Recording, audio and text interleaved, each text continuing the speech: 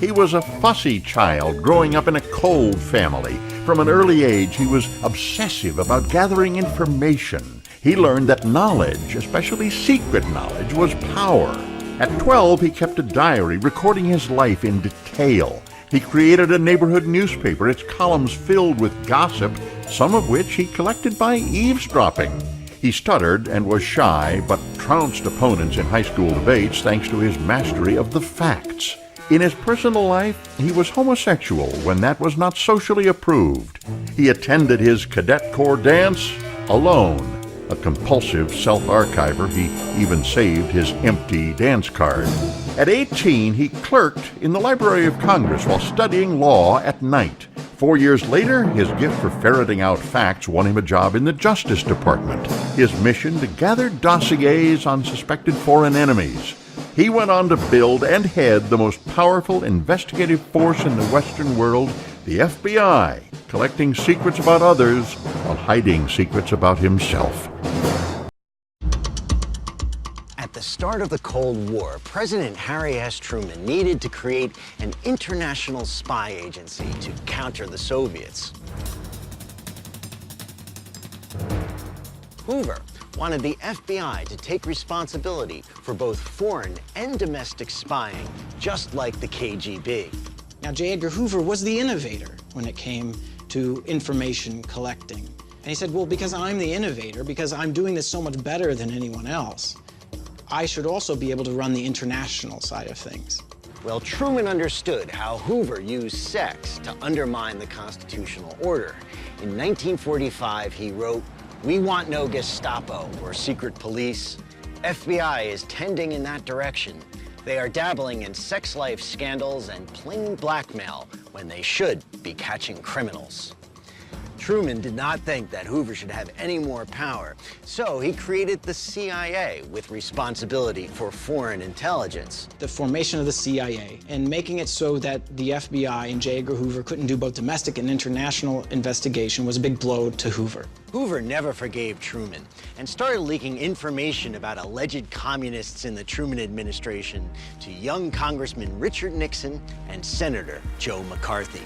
Nixon and McCarthy rose to national prominence, bashing the Truman administration for being soft on communism.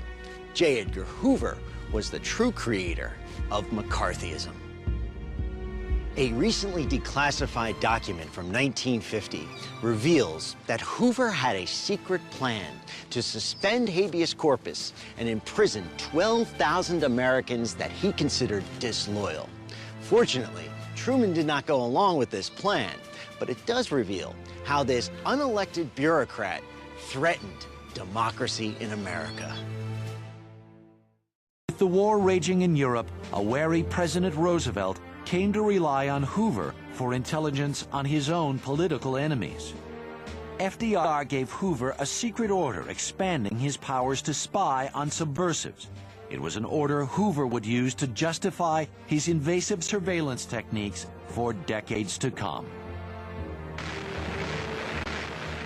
With America's entry into the war after Pearl Harbor, Hoover once again took on the role of protecting the home front from America's enemies. But he defined that threat much more broadly than anyone suspected. Without FDR's knowledge, Hoover's targets even came to include the First Lady, long known as an activist for liberal causes. In 1942, FBI agents break into the headquarters of the American Youth Congress and photocopy the correspondence of Mrs. Eleanor Roosevelt. And then Hoover demands a report analyzing that correspondence, so that there was an interest in knowing about the First Lady's politics. In Hoover's strict moral universe, even the First Lady was a potential subversive. Though the Soviets were America's allies during the war, Hoover was preparing for the day when he could again openly pursue communists. FDR's untimely death in April 1945 swept away Hoover's close relationship with the White House. But in the future, his power over public opinion would surpass even the president's. He would use the fear of communism to spy on thousands of Americans and define the Cold War at home. These red fascists distort, conceal, misrepresent, and lie to gain their point. Deceit is their very essence.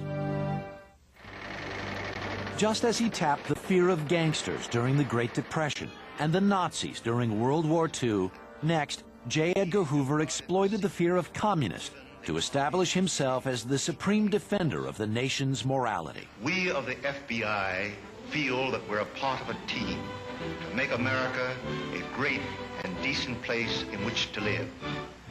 We're on that team, all of us, together.